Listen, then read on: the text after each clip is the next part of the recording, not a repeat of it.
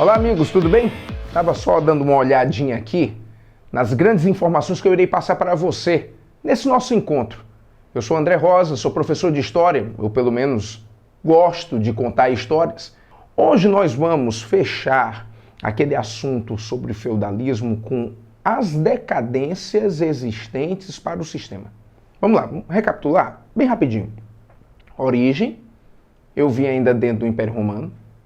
Características, dividir em áreas. Lembra, ó, você deve ter visto já a parte política, a parte econômica, a parte social, aquela divisão, poder da igreja, senhores feudais, a dominação sobre o servo. A base de tudo era o servo para a questão da produção. Como é que esse sistema, aparentemente sólido, se eu posso chamar qualquer tipo de sistema de solidez ou com uma solidez, como é que esse sistema ele entrou em decadência? Vamos observar umas coisinhas.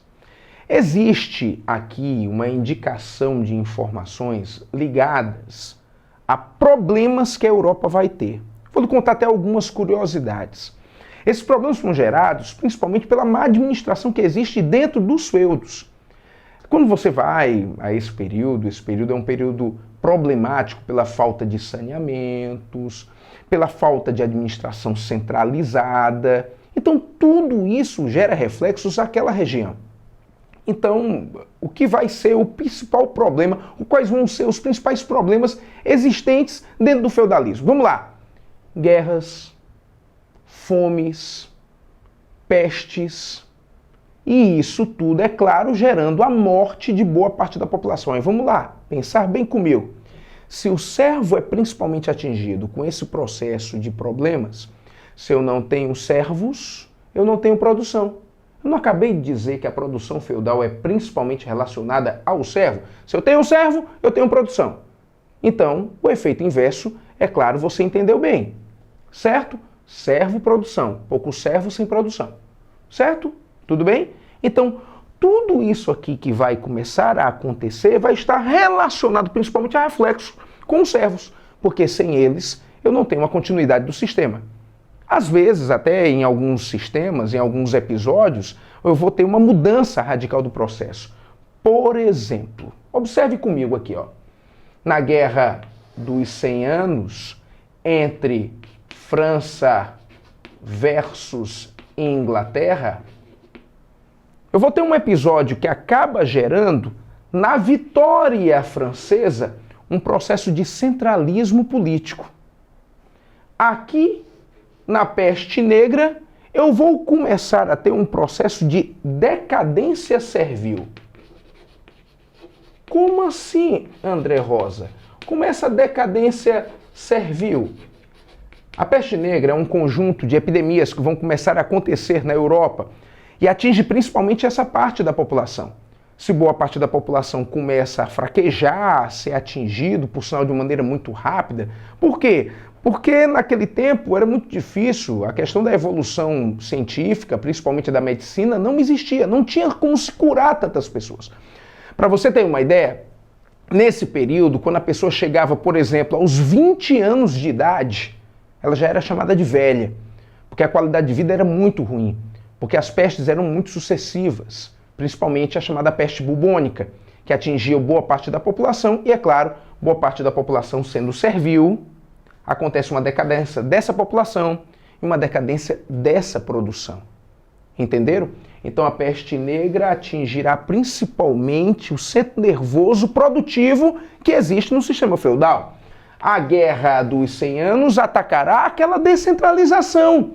Porque a partir do momento em que França e Inglaterra, após essa guerra, onde o vitorioso acaba sendo o país França, ou pelo menos a região equivalente, acontecerá um centralismo, com o centralismo o fim da descentralização, e o fim da descentralização significa, é claro, o fim do feudalismo. Agora o aspecto crucial, observe bem, é isto aqui. Tema de filme, já deve ter assistido, não é? Já deve estar com esse filme aí guardadinho. Já ficou velho o filme? Filho, ficou velho? Ficou não. O filme não ficou velho não, porque ele ainda serve para estudar. E você está estudando para quê? para as tarefas da escola, para o dia a dia, para ensinar o seu filho, porque não venha com essa, o desenrolado é para todo mundo. Você tem quantos anos? 8, 80? Ou com a expectativa de vida do brasileiro mais do que isso? Vamos lá. Você está estudando. E é claro, sabe muito bem que o filme, que é a sétima arte do cinema, ela também ensina a estudar. Tá certo? Então vamos lá. Assistiu Cruzadas? Assistiu, meninos? Assistiram as Cruzadas? Pois é, as Cruzadas são episódios de luta que acontecem no Oriente. A Igreja Católica começa a financiar um conjunto de batalhas para combater o seu principal inimigo nesse momento, o islamismo. Mas acontece uma seguinte situação. 8 cruzadas vão acontecer, só que 3 delas vão ser realmente religiosas. As outras acabam sendo comerciais. Aí você diz assim, como assim comerciais? Comerciais, porque sem dúvida nenhuma, os caras vão começar a ir para o Oriente, não necessariamente para conseguir louvar o nome de Deus e combater os islâmicos, mas para ir até a região, conseguir suas mercadorias, e com essas mercadorias eles vão formar as velhas feiras. Essas feiras, quando ficam fixas para se proteger, elas vão formar muralhas. E as muralhas são chamadas de burgos. Quem mora num burgo é chamado de burguês e o conjunto de burgueses dá-se o nome de burguesia. Então vamos lá. A burguesia vem do burgo, o burgo vem da feira e a feira gera o comércio. Se existe comércio, existe, portanto, o fim daquele processo estagnado do sistema feudal. Então notaram? Notaram? A peste negra derruba o trabalho servil. A Guerra dos 100 Anos derrubará a descentralização. E as Cruzadas, num número total de 8, irá fazer o renascimento comercial. Se o comércio nasce, nasce a burguesia. E se nasce a burguesia, nascerá a classe mais subversiva de todos os tempos, porque ela irá transformar para ter um mundo novo.